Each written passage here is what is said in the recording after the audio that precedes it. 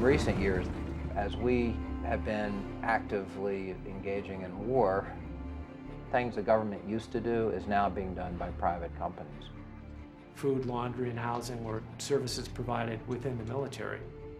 Now we're in Iraq, you still need a lot of support mechanisms, and there's just not enough military infrastructure to do this. Private contractors come in and they fill the gap.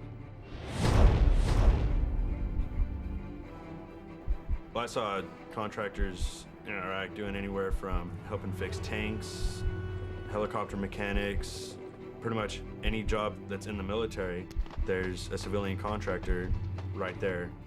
There are over 100,000 private contractors working in Iraq, Kuwait, and the surrounding area. This war has been privatized to a greater extent than any other war in history. They're part of a multi-billion-dollar industry fueled by your tax dollars, an industry very much in need by the U.S. military. 40 cents out of every dollar Congress controls now goes to contractors. There's more than 20,000 private military on the ground. You have the second largest armed force in Iraq, or private security. They outscale the Brits or any other nation. Blackwater is one of the largest and most conspicuous security firms in Iraq, with about 300 employees there.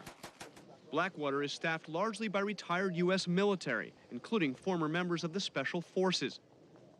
Scotty was told that he would be doing security for Paul Bremer, the ambassador, that he would just go everywhere Paul Bremer went, and there would be usually like 3 8-hour shifts.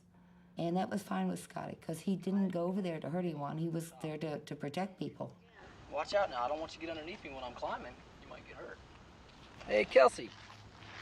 He just had an incredible way with sports. Even as a small child, he was the best swimmer on the swim team. He was amazing. First time he ran away from home, I think he was 6 months old, and somehow he'd gotten the front door open and he was in his walker. And I'm getting ready for work and he's hauling tail down this hill, heading for the playground. And it just totally stunned me. And he was like that for the rest of his life. He was always running. Scotty went into the Navy on his 17th birthday. He loved being a SEAL. Oh, what's this falling down? As far as Scotty going to Iraq, he chose Blackwater because they had a 2-month contract. And Scotty wasn't going to have to be away from his kids very long. He needed to make some money.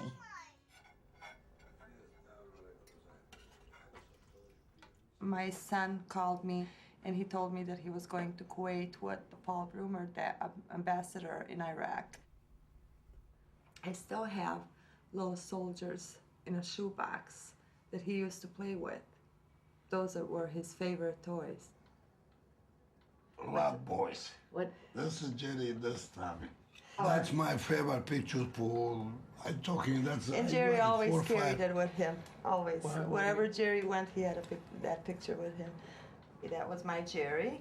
Then came my Tommy, then my niece Anita, then my nephew Yuri. Yes, everything's my Lydia. Tommy and my Jerry. I love that. Well, he was, you know, he was the firstborn. Everything I knew about kids, I learned with him, you know, and for him. The news came on the radio, and it said that there was an incident in Fallujah. Breaking news story tonight. The 4 American civilians were ambushed and killed in Fallujah, and they're believed to be from a local company called Blackwater Security Counseling. There are 4 families in this world today that are going to get knocks on the doors, and you don't want to be on either side of that door when that happens, either hearing the news or delivering the news. Reality didn't check in. I didn't want to believe it. I still don't want to believe it, but the fact is he's not walking the earth. I need to pray for his soul. I miss him. I was so angry. I was so unbelievably angry. And I didn't even know what had happened. But I was just angry that my son had died. The people that did this horrible thing, these Iraqi insurgents, or maybe they were just kids on the street, They were taught hatred for anyone that didn't represent what they had been taught to believe in. And I found it so hard to hate them. But when I found out what Blackwater did, that's when I started really feeling real. I don't know how to say it. The vehicles should have been armored, and they also should have had saws, which are heavy belt-fed machine guns, in each vehicle, which they didn't have. There were supposed to be 3 individuals in each car. They pulled off 2 guys to do, from what I was told, clerical work. So they sent them out short 2 men. Their contracts list that they were to know where they're going, and they were to know people that they're working with. And have been there before. And have been there before. So they... If they had had an armored vehicle, if they had had the rear gunman, he was the one that was going to protect them. My son is not walking the earth because people that he trusted and worked for did not care about him. It was the mighty dollar. That's all that they cared about. They knowingly skimped on the mission. They cut corners left and right. Shameful country, shameful Blackwater, shameful rule, Blackwater. What happened to them while they were with this company, not the American military, this company, had responsibilities that they didn't live up to. And our family members died because of that.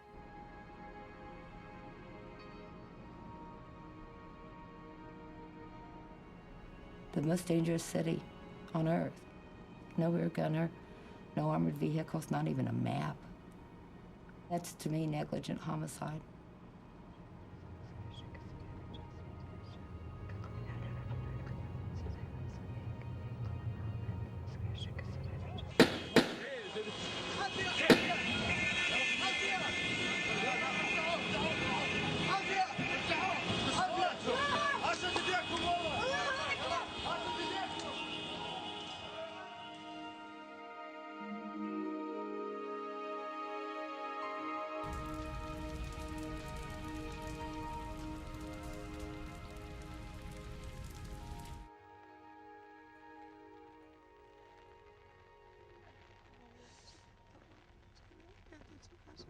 They were just numbers for them.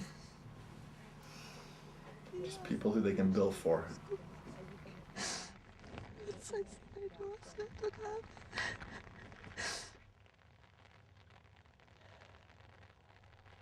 This is a situation that was on the front page of the news, that was leading various network broadcasts for several days, and how that company manages that challenge will really dictate the future of that company.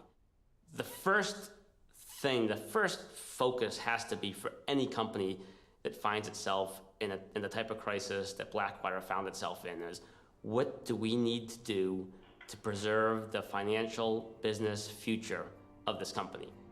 This is a company whose success, economic success, is completely contingent upon funding from the US government.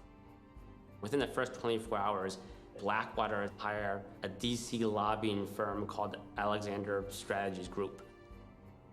ASG is one of those small handful of firms in 2004 that was part of the Republican conservative club. Blackwater itself, in particular its CEO and founder, Eric Prince, has long-standing ties to the conservative movement, particularly on the Christian Coalition side, had been very generous with his campaign contributions over the years. He and his family contributed over $2 million to Republican candidates and the Republican Party. Hey guys, I really don't want to talk to you, okay? Thank you. Well, I'll ask you some questions about your men in Fallujah. What happened there, sir? Fallujah happens the last day of March. Within 24 or 48 hours after that, they're literally on the Hill meeting with some of the most powerful members of Congress who really were going to dictate what was going to happen to this company in terms of its funding. They went to John Warner, who was the chair of the Armed Services Committee on the Senate side. They went to Duncan Hunter, who was a congressman from San Diego, who is the chair of the Armed Services Committee on the House side. They met with Rick Santorum, who is chair of the Republican Senate Conference Committee, which is a very, very powerful post. Contractors are among those who have been taken hostage. They've also suffered terribly, injuries and loss of life, the most horrific of which occurred on April 13th of this year, Madam President, when the bodies of 4 contractors were burned, mutilated, and hung from a bridge in Iraq. Should we step up and try and do something about that problem? We will have to have very vigorous opposition to this amendment as it is presently drawn. The Blackwater strategy worked very, very well. They went to Washington, they stopped any investigations from taking place, and at the end of the day, as a result of their action, they were able to protect their business. They went out and they retained former high-ranking government officials.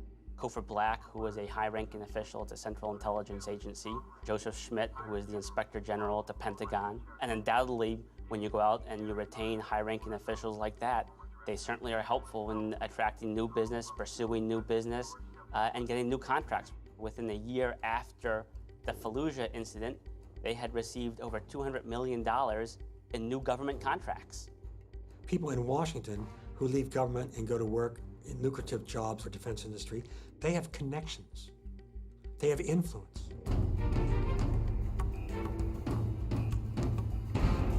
Business boomed. They just built a brand new headquarters. That's a big expansion. It's a rather big expansion, but it's needed. Certainly we've left room for growth. Right, 8,000 square feet in the original building, 64,000 square feet here. The company says it can assemble hundreds of battle-ready men, a small private army at a moment's notice. Teams of Blackwater independent contractors are deployed around the world.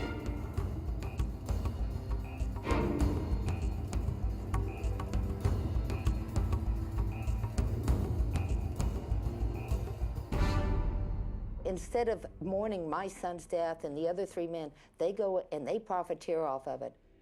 They were cutting every possible corner to make more money for them. In Iraq, most of the men aren't getting the protection. Men over there working for Blackwater are still dying. The world really needs to know what's going on over there, and we need to stop it. There has to be accountability. Right now, they are literally getting away with murder. Drugi put pod križem. Klanjamo ti se, Kriste, I blagoslivljamo te. Companies should not be permitted to operate in a war zone and not be held accountable.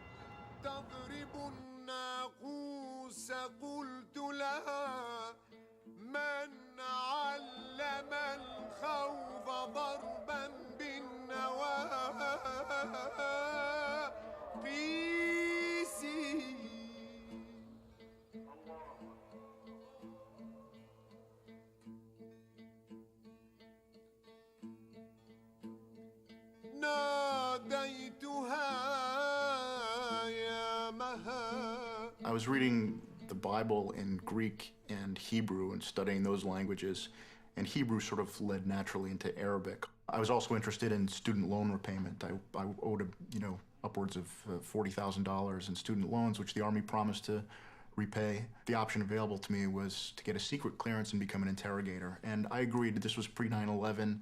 I didn't really expect I'd have to interrogate someone, or imagined if I did, it would have been in a conventional war where things would have been very different. I found out in April of 2003 by a phone call. He said, well, the good news is, congratulations, you've been selected for promotion to Brigadier General. I said, well, that's good news. What could possibly be the bad news? And he said, well, the bad news is your unit, you'll be commanding, assisting the prisons experts with the restoration of prisons for all of Iraq. And they're already deployed. And I said, well, can I go? And there was just a second of silence on the other end of the telephone, and he said, you want to go? I received a telephone call from a Mr. Saleh. He said, can you help me? He said, the Americans took my money, and they hurt me very bad. and I just came from Abu Ghraib. He told me of one incident where he was stripped nude, and they tied a rope to his penis with 7 or 8 other men, and then they would, these were American personnel, he's telling me, and they would push one man, and all of them would fall, and they'd be joking and laughing and mocking him. I would ask him, who was doing this to you, Mr. Saleh? And he would say, well, there were 2 types of people. One was dressed some type of military personnel wearing the army. And then the other type would be in civilian clothing. I go, what do you mean civilian clothing? He goes, like normal pants, like any normal pants and a normal shirt. So that's the first time when it struck me that there's another element being involved here in Abu Ghraib, another type of person there. كان يوم أحد. يوم الاثنين كانت حالة من الفوضى ومن الإجراءات الأمنية الشديدة.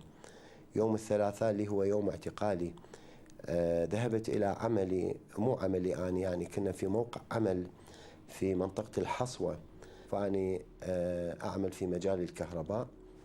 تم نقلي إلى سجن أبو غريب في بداية عام 2004 باليوم الأول من الشهر الأول لعام 2004. كان أكو شخص مدني واقف بيتأمر، يعني ياخذون أوامرهم من عنده اللي هم الشركات الأمنية. أدخلوني إلى الزنزانة، كبلوني، وتم خلع ملابسي بالقوة.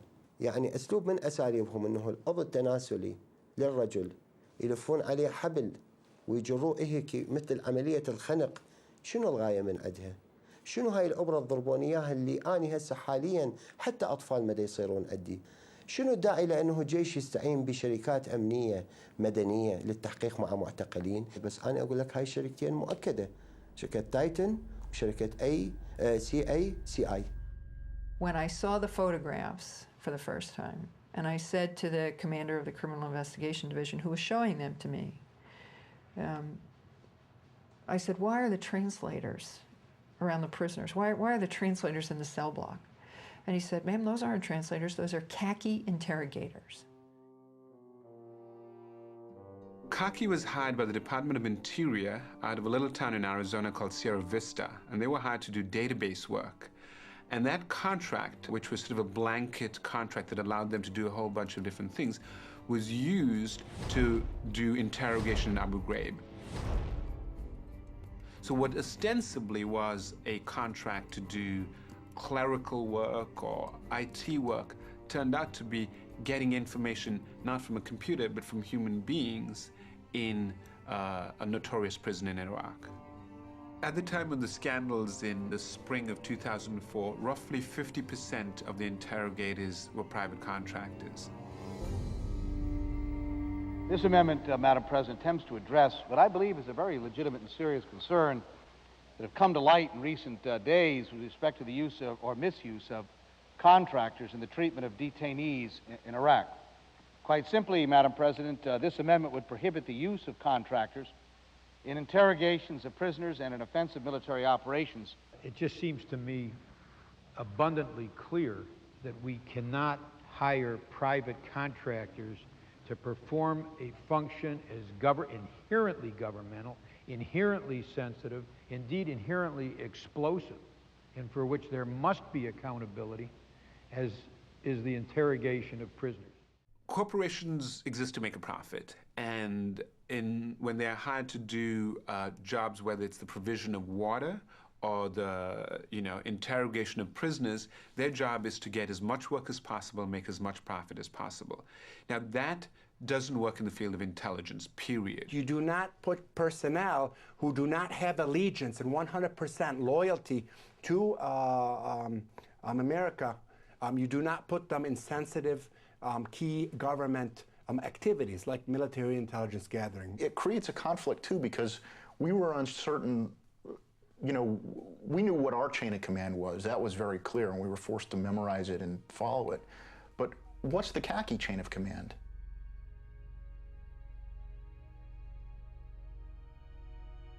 بفضل هاي الشركات السجون أصبحت معسكرات للتدريب على العنف.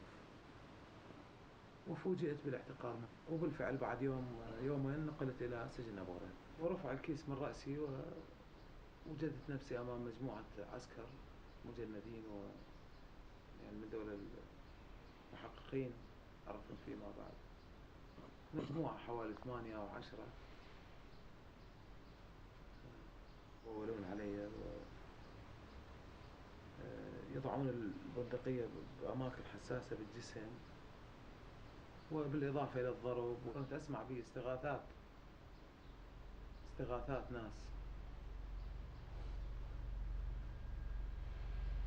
ناس تستغيث من تعذيب أو من ضرب ونباح كلاب.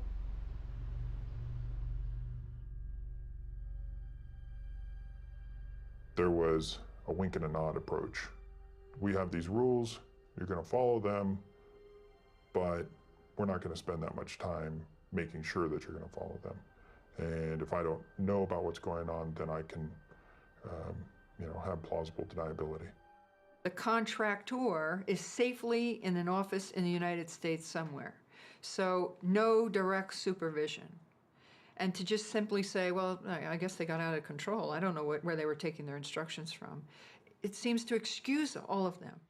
I have reproduced an excerpt from the job posting as it was reprinted in the Washington Post on May 10th on the poster here behind me. And let me read it for you. It says, under minimal supervision, will assist, and goes on. Key words, under minimal supervision. In 2003, the Pentagon essentially panicked, and a very desperate Secretary of Defense did whatever he had to do very, very quickly to try to get more intelligence. If that meant running out and hiring a bunch of contractors who didn't know what they were doing and putting them wrongly into the chain of command of military intelligence, that's what they did. They were desperate.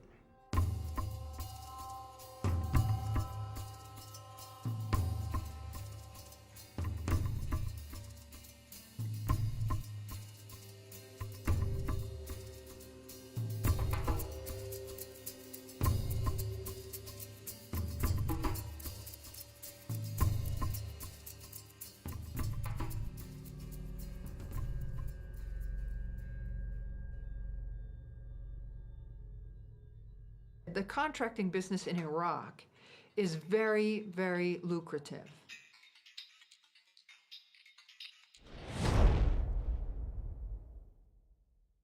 There was so much money being given away over there to contractors. I mean, there were jobs that didn't even need to be there. We'd go into the tent to use our internet, and the woman who would put my name down to assign me to a computer would be a civilian contractor who was making 6 figures to be over there. Why is she there? Why are we paying this woman to do this? They threw so much money at these people they can't refuse. I mean, if you're a mechanic, you're making like 20 or 30,000. Someone offers you 100,000 a year tax-free to go to Iraq, and that's hard. I think that's really hard to refuse. They would very often sit down with soldiers, particularly from Reserve or National Guard, and say, hey man, what are you making, $3,000 a month over here? I make that in a week. You would talk about how, in 8 more months, I'm going to be out of here and I'm going to be making 140 grand. It certainly affected retention, because I don't know why any military person would re-enlist to do the same job when they could get out of the military and make 6 times the money and do the same job. There was a little phrase that we threw around, food for freedom, that if you wanted to get paid more, you should start eating more so that you'd get booted out for being overweight.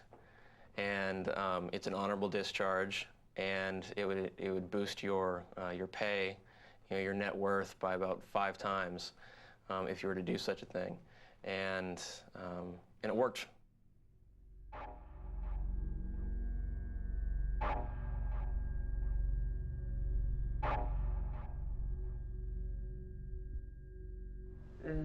جو علينا الامريكان بال11:30 بالليل، واخذوني انا وابني. فابني دا يقول لهم هذه امي. فاجا الامريكي جرني من ايدي حال، قال لي جو سكو هيك حال صح. فقال لي اعترفي، اذا ما تعترفين على الارهابيين اللي وياك راح اوديك بمكان يعتدون عليك ويلعبون بيش طوب الامريكان. فاحسن لك احكي انت وابنك.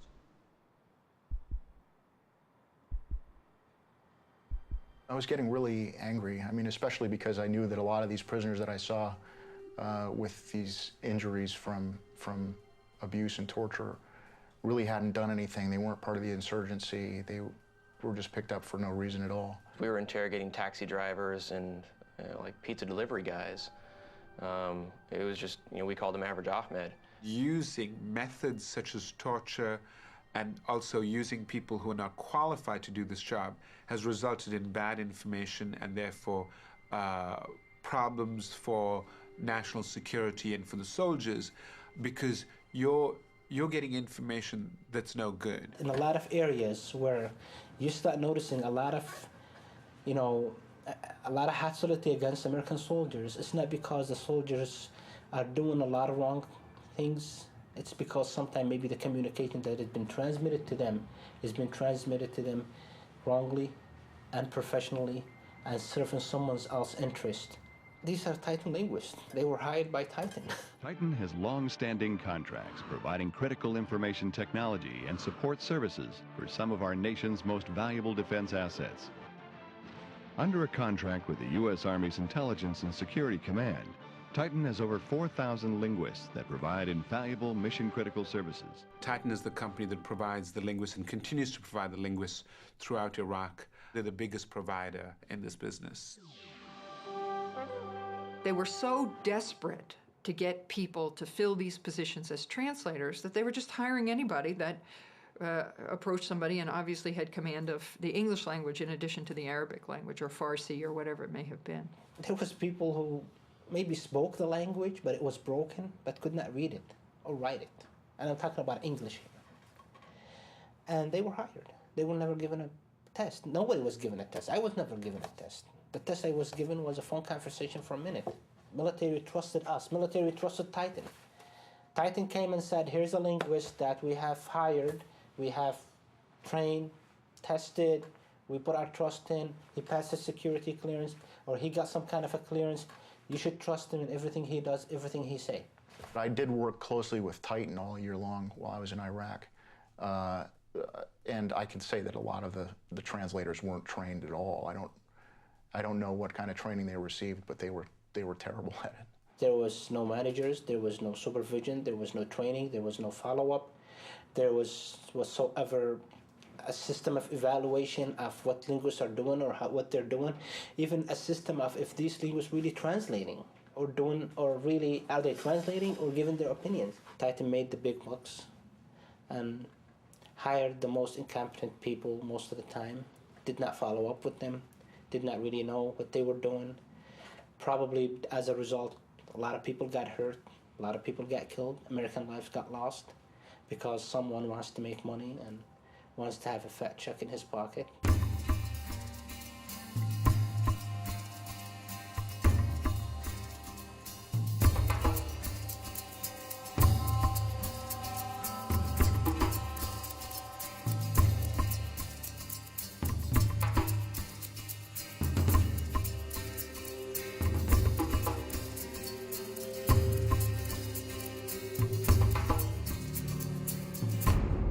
Here you have the MPs who engaged and participated in horrific conduct are being held accountable for their actions. Why aren't the U.S. contractors, the civilian corporate personnel, why aren't they being held accountable for their actions? If you are a U.S. soldier and you hurt an Iraqi civilian and that becomes known, you will be court-martialed. But if you are a U.S. contractor and you kill an Iraqi civilian and that becomes known, you will be sent home. And then you can come back the following week and you can work for a different contractor. So here we have the two ringleaders of abuse at Abu Ghraib very explicitly saying, in many cases, what was happening was they were being ordered to abuse these detainees by civilian contractors. These guys are in prison for 18 years total between the two of them, and there's no contractors in prison. My question is in regards to private military contractors. The Uniform Code of Military Justice does not apply to these contractors in Iraq. I asked your Secretary of Defense a couple months ago what law governs their actions. Mr. I was going to ask him. Go ahead.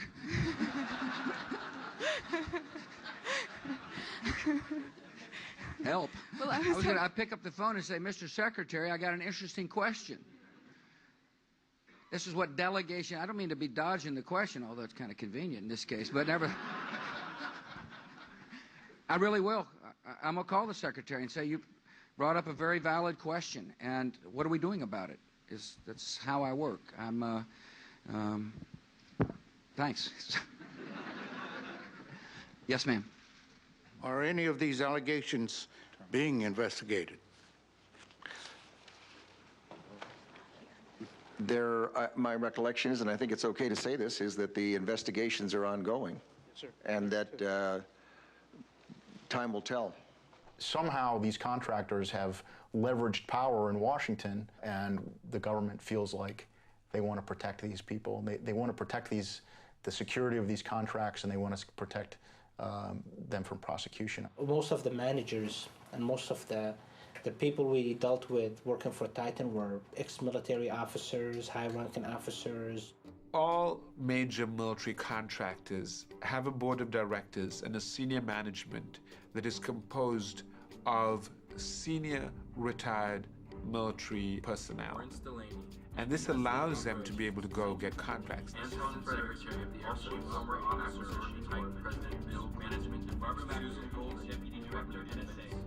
Washington is a phenomenally incestuous place. Retired senior officers, Capitol Hill staffers, and defense industry. You know, the usual suspects come back again and again.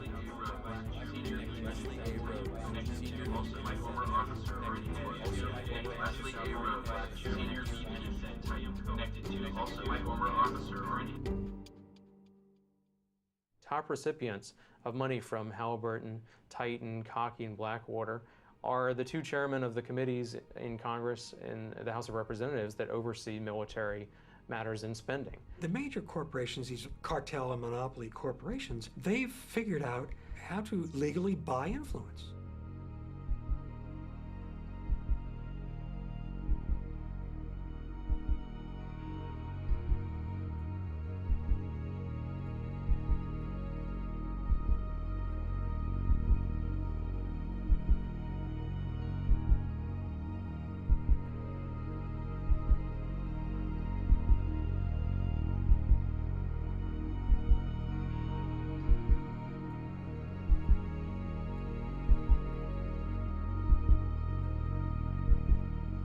I would echo the words of Pope John Paul II. Profit by itself is not a sufficient motivation for business endeavors. You're operating in the realm of greed. You're not operating in the realm of morality.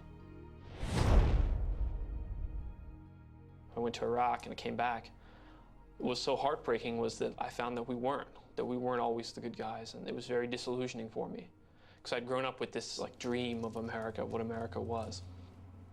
And when I saw that dream at Abu Ghraib and what it had become, I felt heartbroken. I felt like I didn't know what it was to be an American, because I saw what I had thought America was, destroyed and disgraced.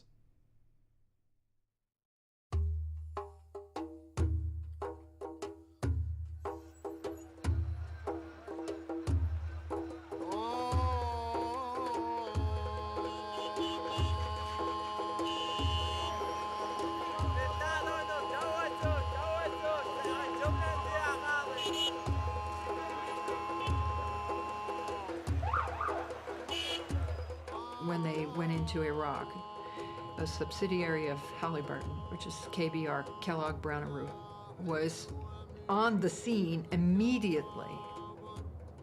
They were logistics people, they were mechanics, and they were also contracted to begin the process of setting up shower points, laundry facilities, mess halls, dining facilities, really searching for any opportunity to take on what would be traditionally military roles.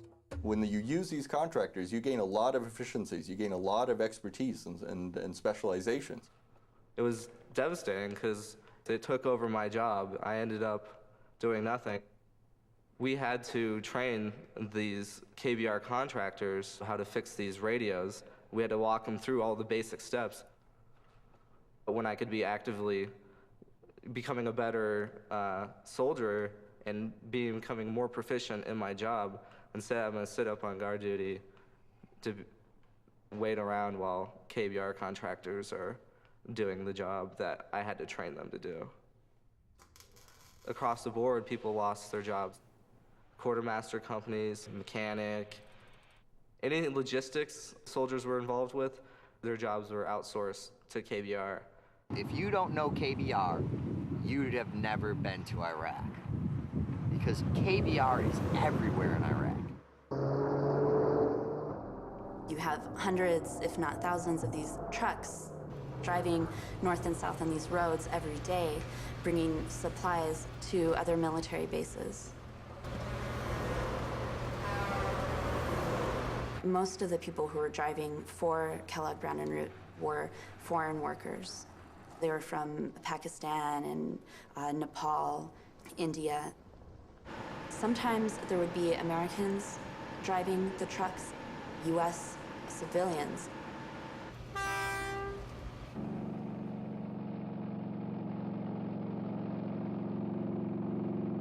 I heard about the job through another truck driver friend in Calexico, California.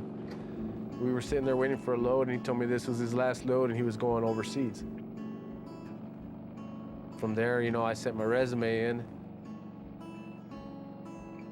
I thought I was really gonna be doing a lot of reconstruction in Iraq, as far as, well, I could see me hauling fuel maybe to a place that had loaders and dozers, you know.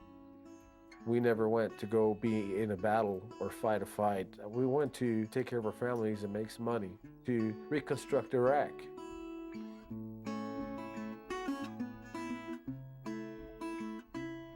Tony and I met in '79 at a Halloween party. It was kind of a blind meeting, and we're married less than a year later. His brother was in the Navy, and so he always wished that he had done something like that. But he's just a good old boy. He thought it was such a great cause to go and help rebuild, and got a job with Halliburton, and he was gonna go drive a truck in Iraq. Within a month, he was there.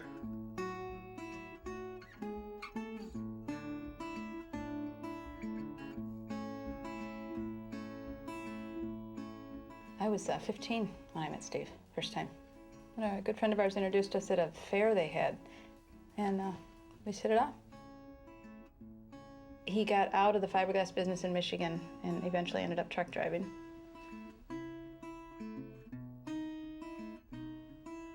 Steve decided to go over there to get us financially set for not only retirement, but to, you know, help 3 kids go through college.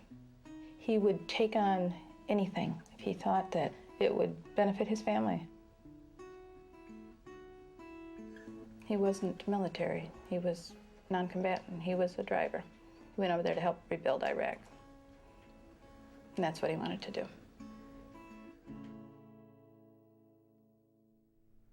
When I woke up early that morning, it was about, I'd say about 4:30 a.m. We had to be out by our trucks by 7 a.m. And we already knew what we were going on our mission. We were told at 7 p.m. the night before, on the 8th of April. The first things we do was very normal. It was just routine behaviors. Just go ahead and do a pre-check. Go ahead and preventive maintenance and check your oil and check your air in your tires and your fuel tank. And the soldier that was sketching a map with his boot in the gravel next to his vehicle, well, some of us saw part of it and some of us didn't. Well, nobody ever told us why. Nobody told us what was going on, and they said the roads are red, and I wasn't sure what red meant. We left the post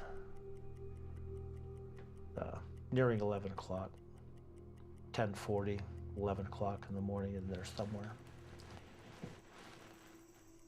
and headed on our way to Baghdad. We were going down the road, and we got pretty close to I believe the Abu Ghraib prison, and all of a sudden there's no traffic. And right about then, I mean, bullets came from everywhere. It sounded like we were in a hailstorm. It was like when you were a kid and we used to make popcorn in a pressure cooker. The temperature comes up and begins to pop. They were coming in through my doors, they were hitting my tanker, they were hitting my windshield, they were coming in through hitting the engine. You could You hear them come in through one door, hit the other door where they lodged in, and I mean, they're just coming in everywhere. And then it reached a crescendo and just seemed like it never stopped after that. And then I could hear the men crying on the radio, yelling out for help. I'm burning, help me, please don't let me die in Iraq. Truck behind me, that his trailer caught fire and he overturned and was trapped inside the truck and burned up. I heard one yelling and screaming and until he stopped. Friends that I'd promised before that, you know, if they broke down or something happened, I wouldn't leave them. I hear them screaming, I'm hit, help me, please, I don't want to die here. I was completely saturated with blood, you know, and my pants were soaked with blood, my shirt was soaked with blood. It was just absolutely just sheer terror. Just absolutely, positively horrifying. And I still feel, still have that shaky sort of thing in me. It's like sitting here right now, it's like I'm still there.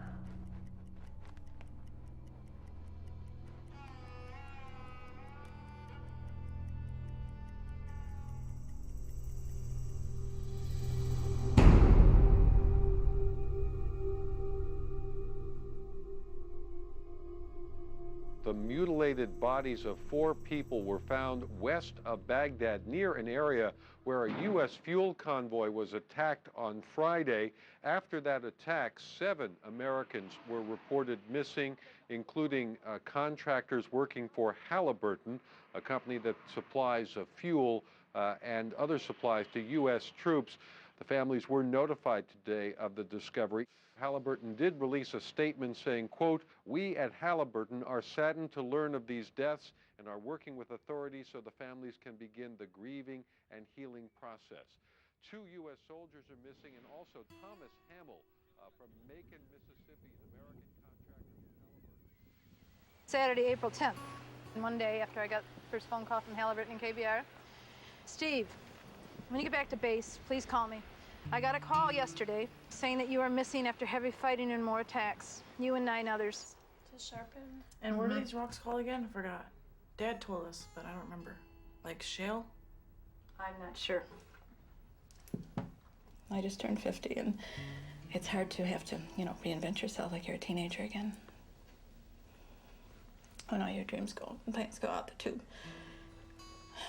So, he was definitely the love of my life. He firmly believed that KBR and Halliburton were going to keep him safe. I mean, he truly did. He was very positive about that.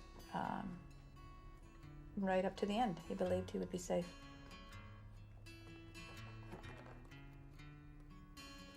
He wasn't much of a writer, that's for sure. His journal's empty.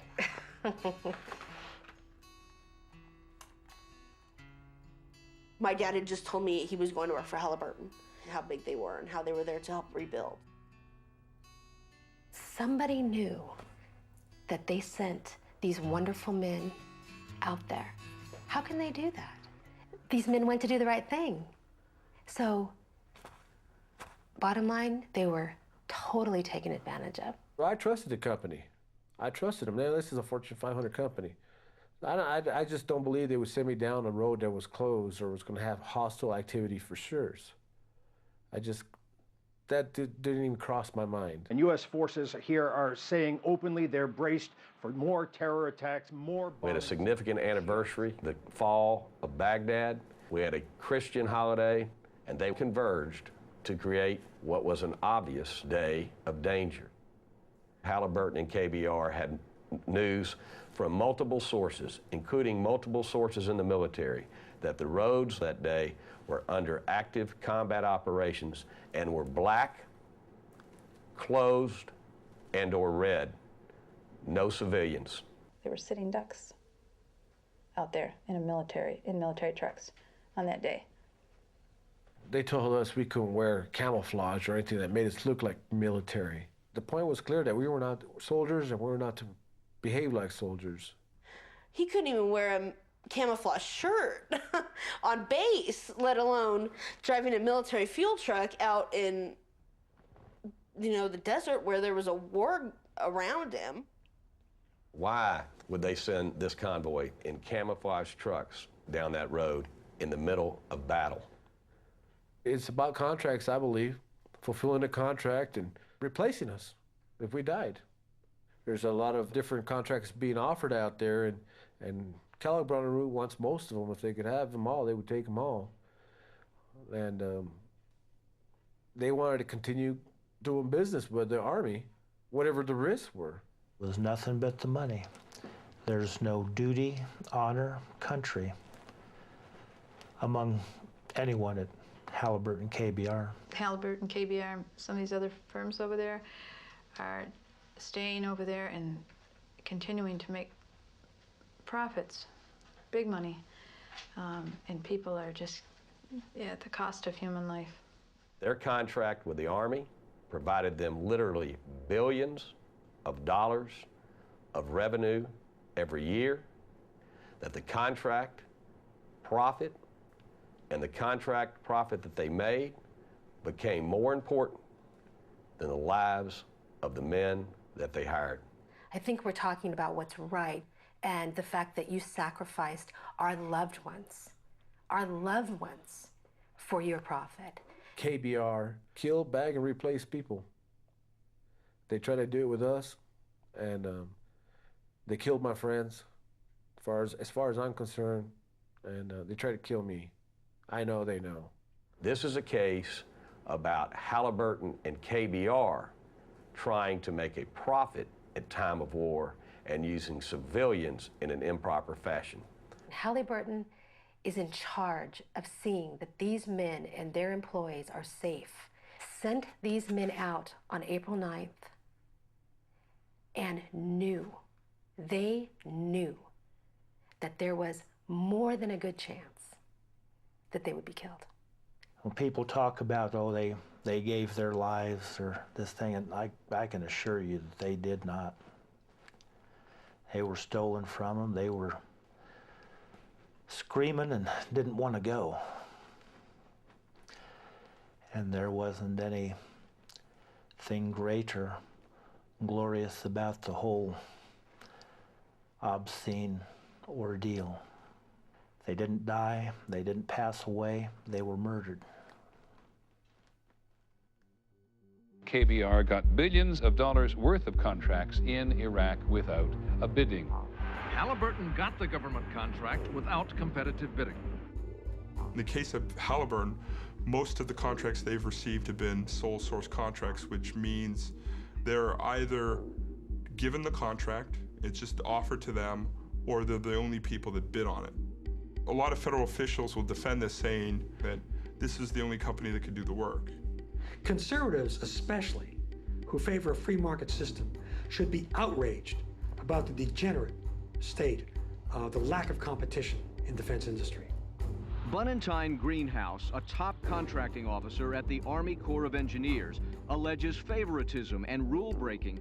I walked into a process that was corrupt, that was geared toward preferential treatment to KBR.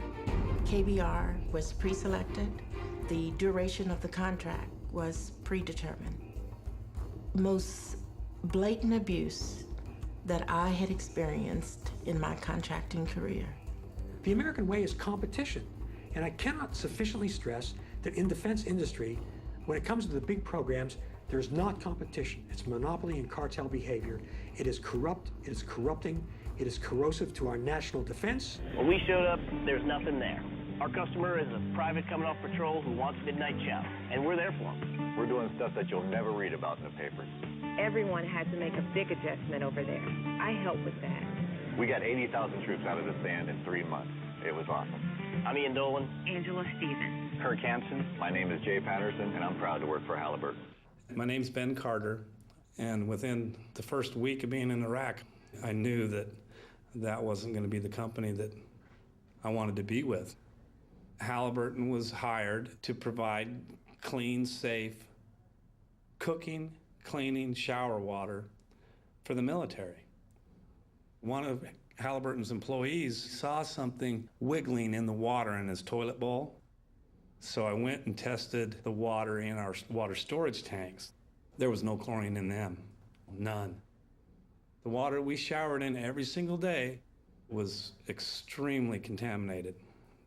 And when I talk about contaminated water, I'm saying malaria, typhus, giardia, cryptosporidium. I mean, the list is really, really long.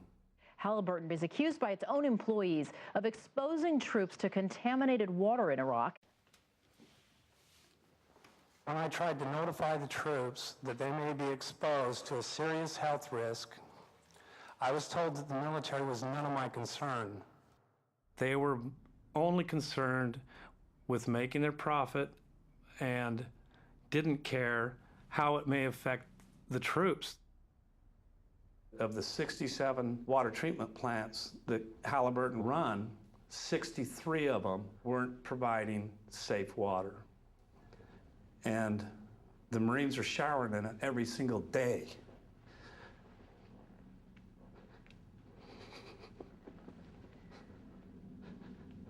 Sorry.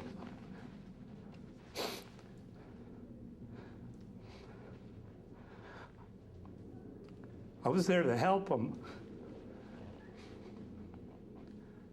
There's a lot of soldiers over there. They might come home without a bullet wound, but there's a lot of them that are going to come home with pathogens in their blood because of Halliburton. And they don't even know to get tested for it unless somebody tells them. And I'm sure Halliburton is not going to be the company to tell them. When I joined Halliburton, I knew I was going to work on some big things. We put out a few fires at work. Once ran into a small challenge of getting some supplies to our troops. But the biggest thing, serving our troops good old American food. So they'd feel just a little closer to home. How come you don't go to the chow hall? How much time you spend online? At least an hour. An hour for food? An hour in the sandstorm for food. Tell me about that line over there. What line am I looking at right now? That line is for the chow hall, where you eat. Several times, dining halls were attacked. All it takes is one Iraqi that's an insurgent, and because they knew what times we were going to eat every day, they knew when to expect to hit. And that happens because KBR won't go to a 24-hour feeding schedule where they just always have food ready. They won't do it because it saves them money. Because they get paid by how many soldiers they feed, not by how many soldiers they save. Feeding the troops. The Pentagon has found some serious problems with Halliburton's work on that contract as well. Pentagon auditors found that a Halliburton contract to provide food and housing for American troops had a staggering $1.8 billion in unsupported costs. It was all a scam. Halliburton was charging $45 for a six-pack can of like Coke or Pepsi that they give us and the military free in the mess hall. Now, these sodas were made right there in the desert. It's not as if they were brought over from the United States. These sodas were made with Arabic wraps, you know, Coca-Cola, Pepsi-Cola, whatever, right there in the desert. So it's not as if they had an exorbitant transportation rate. They had the little mobile units that we had to put our clothes in, like a net duffel bag. Halliburton charged the government $100 for every bag of clothes they washed. Whenever we got our laundry back, it felt worse than when we turned it in.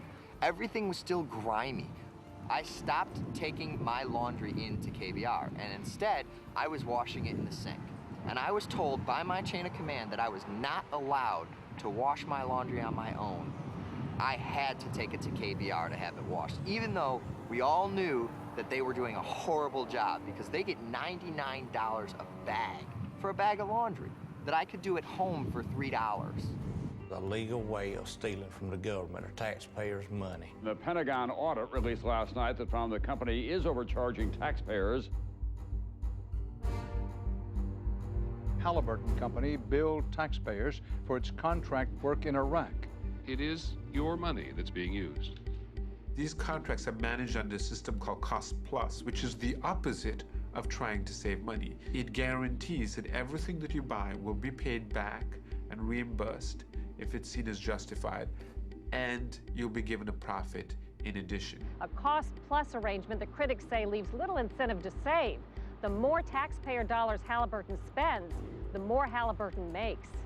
Cost Plus encourages you to run up the cost of a program because you are going to get a percentage of the end result.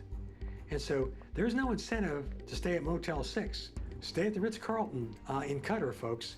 The place that they chose for orientation in Kuwait was a huge resort set right on the ocean. Had, I think, 3 swimming pools. So it was better than the Wyndham in Texas or the Ritz. It was fancied up. Marble floors, mahogany woodwork. It was just beautiful. They had sea-doos, jet skis they could use. You could go and rent wave runners and go out and play in the water. We were renting wave runners, and we got paid by the hour to do it. I was told this: don't question it, enjoy it. Several government agencies are currently investigating if Halliburton overcharged for work already completed in Iraq. They had 5-star meals catered in every day. It was so lavish. Rows of vegetable platters, beef platters, fish platters. It's a cost-plus contract.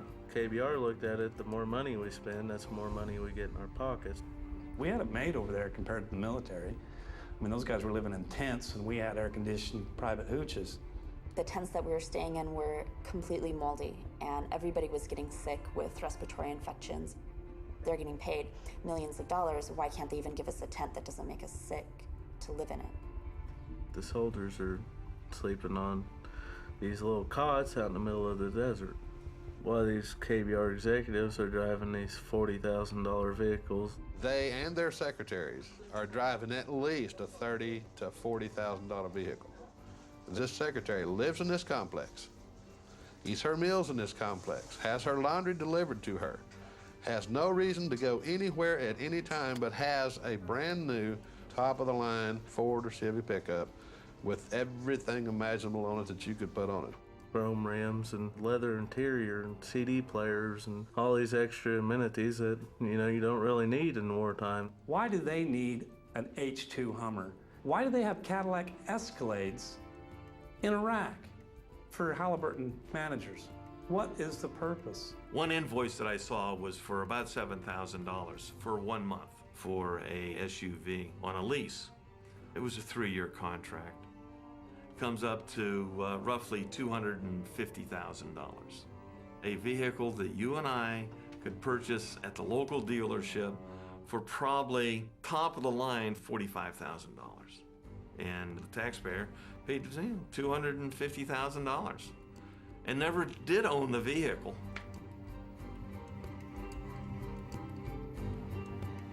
They got the wrong equipment, ordered the wrong stuff. Computers still in boxes, new vehicles. They'd push them out in what they called burn pits. And they just set it on fire, claim it as a loss, get more money for the right equipment or the right stuff they needed. Why would you need to order somebody else's wrong equipment just because somebody pays you to do it? And you burn it and destroy it. You got brand new trucks over there, and there's not even oil filters. So when the motor blows, what do? Buy a new truck and bill the government.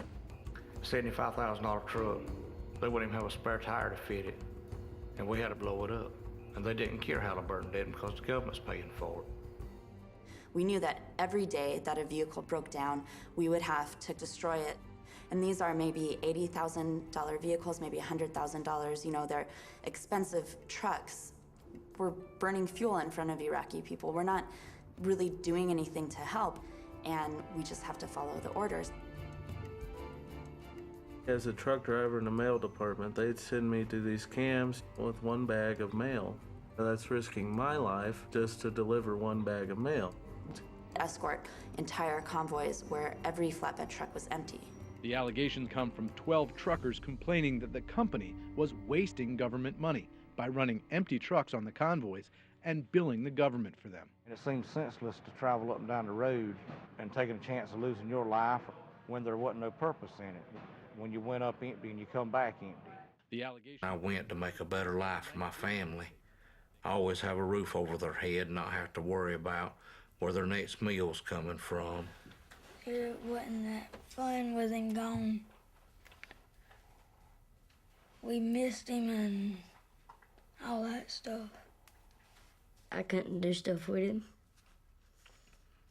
Didn't have anybody to throw a baseball with, did you? Or to go take you fishing.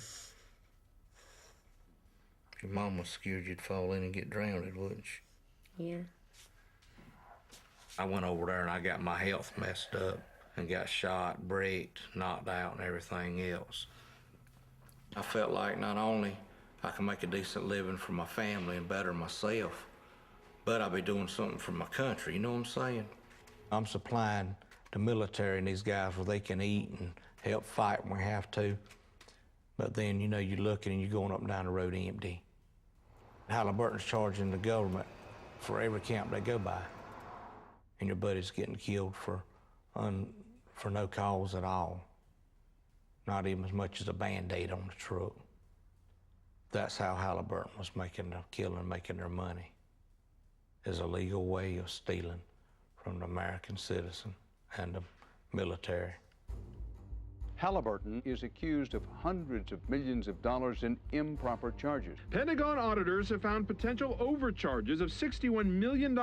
Now the numbers are apparently even larger than previously thought. Halliburton's unreasonable and unsupported bills exceed $1 billion. If anybody's overcharging the government, we expect them to repay that money. It's been proven so many times that Halliburton has overbilled them. And then the Pentagon still pays them anyway. I don't know who it is that is protecting Halliburton. I don't understand why the military would protect them. If you look at their board of directors, they've got contacts in the State Department, contacts in the military. People who work for Halliburton once worked for the military. When you hire top Pentagon officials, when the vice president is your former CEO, you're going to get the access that other people don't.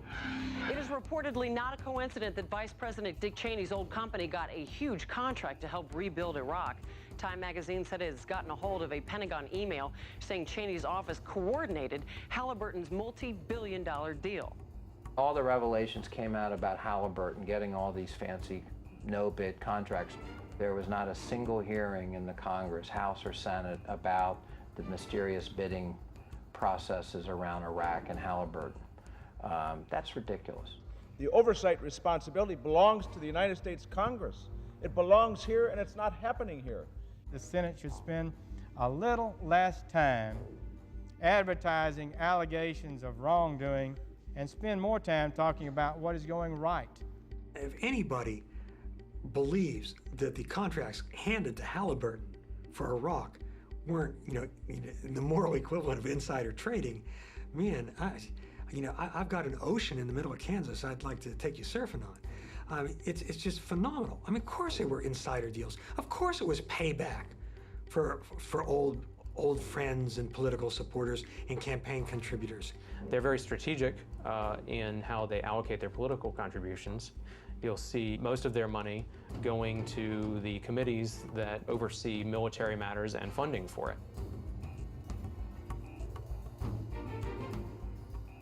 When you pay influence money in the form of campaign contributions, it means people look the other way. The U.S. Army announced today it signed a new contract with a unit of the huge contracting firm Halliburton. The military fights for the guy next to you or the guy in the next foxhole who you've trained with, slept with, ate with, spent all your time living with and working with. From the corporate side, it's a question of where's the next contract coming from? Halliburton's stock has quadrupled in value since the war began, and taxpayers are being ripped off.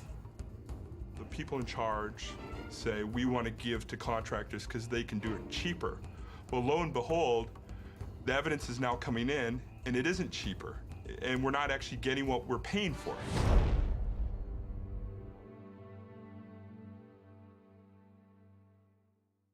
We were writing contracts with Halliburton and others to do things that Iraqis could have done better and far, far cheaper. And by the way, we would have gotten Iraqis off the street and given them jobs. Let us stop the war profiteers. Let us say no to them, and let us say, if you continue to, you're going to go to jail because that's where you belong. My amendment would stop them.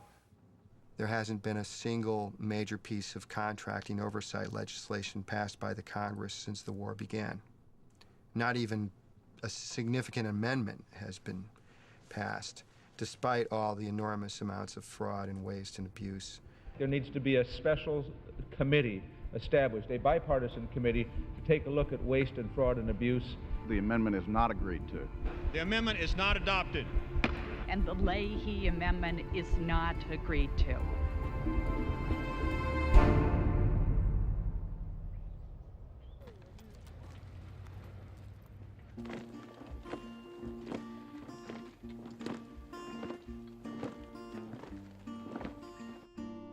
If I had the heads of Khaki, of Titan, of KBR, let's say, what would Thomas Jefferson have to say if he saw the level of profit that had been included in war fighting? What would Benjamin Franklin say?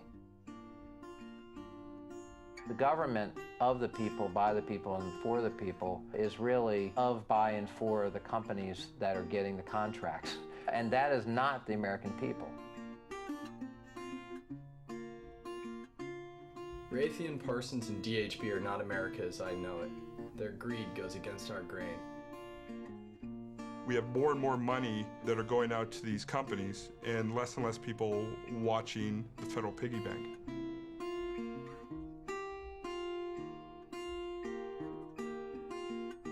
We need greater oversight in this war, even more than in past wars, because this war has been privatized to a greater extent than any other war in history. I voted for some of these people, okay? Let's see what happens. And let's see if anybody gets in trouble for this. Let's see how many people go to prison. Let's see who loses a contract over this. I know we have a battle ahead from Lockheed Martin to Dynacorp and Bechtel. The profiteers are not going to easily transform into patriots. The people who have the money, the people who are making a profit, have a lot of power and a lot of money and a lot of influence. And so I think it will really take something big, a big movement here in the United States. You know, I love my country. I'd stand behind it. I'm concerned now in a way probably that I've never been concerned before because I don't like what I'm seeing. America's become a powder keg, I think, and it's just waiting for match.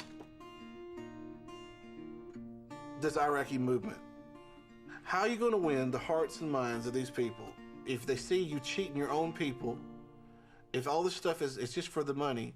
Before we can point the finger at anybody else, we need to get the cinder out of our own eye, and we need to clean house a little bit.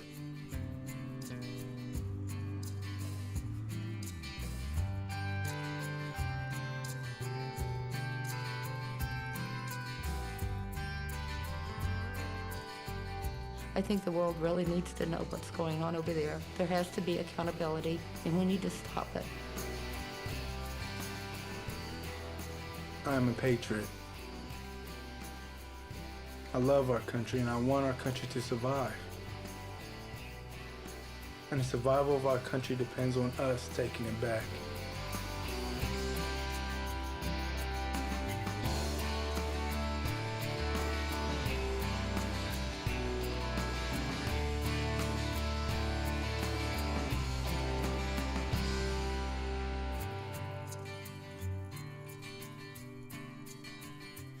As it all comes around, these angels are watching over you and I.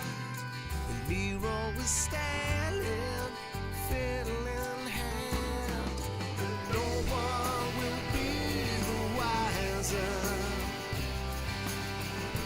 I hear the bells are tolling. Across the night, behold these twisted lines. drawn in the sand, and not in stone.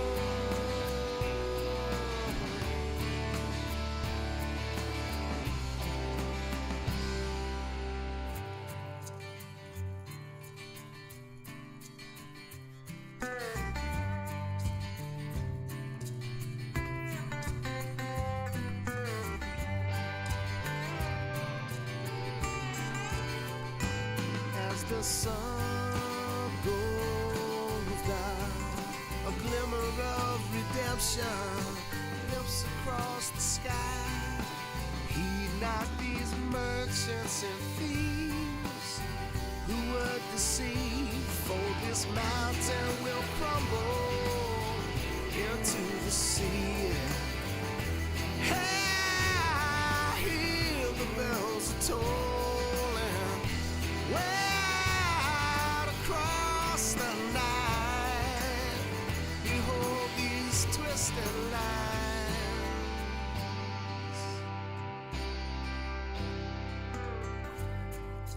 drawn in the sand, not in stone. Hi, could I have Tony Frederickson's office? I was wondering if I could request an interview with Eric Prince. Recording. Hi, Kathy Mann. It's Robert Greenwald and Amanda Spain calling from Los Angeles. We're working on the film Iraq for Sale. We want to get Mr. Frederickson's perspective. We're really very anxious to have Halliburton and Mr. Lazar in the film.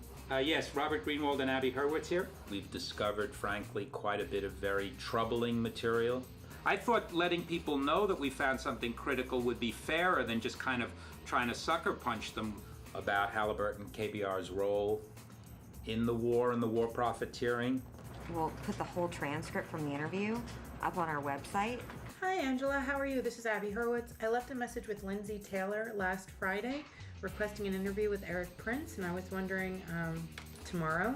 We really want to give you an opportunity to be heard. I know that it's been quite a bit of time and you have not responded. I was wondering if there was anyone in your organization that would like to be interviewed to represent your company. Can I get your email address? Okay. Can you please put me through to her? Oh, I thought she was going to be in all day. Remember, early morning, late tonight? This is my third call to Titan. This is Robert Greenwald and Amanda Spain calling from Los Angeles. I think we talked to you yesterday. Permission to make a documentary? Yes, Jody Brown, it's Robert Greenwald and Amanda Spain calling again. It's Wednesday, July 26th. We've been emailed 5 or 6 times. And that's to get an interview with Mr. Frederickson?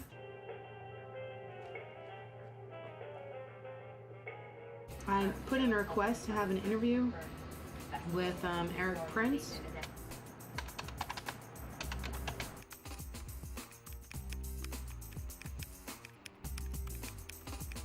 We're just about at our deadline here. The reason why I keep calling is because we're kind of under some time constraints. I guess Kathy Mann's unavailable till Thursday, and someone's going to try to reach Melissa Norcross. Eric Prince is not available. Hello, Mr. Prince. This is Robert Greenwald and Abby Hurwitz. I've emailed her like 5 or 6 times. The month of calling and emailing and talking has gotten us nothing. Jody Brown, it's Robert Greenwald and Amanda Spain calling again. Our film is going to wrap soon. We could interview Mr. Lazar tomorrow, Wednesday, Thursday, possibly even Friday. We still have time to interview Mr. London. We could do it in the next couple of days. Oh, okay. I got you. Is that just a way of saying you don't want to have anything to do with it? Because saying you can at this time over a period of a month just leads us to believe either you don't want to do it or there's something you don't want to say. We don't know what it is. Would you do me a favor for my boss? Will you just write that to me? Will a day make a difference? Will a week, a month, a year, 5 years? Okay, so y'all are saying no. So you were definitely going to turn it down? No. No. They said no.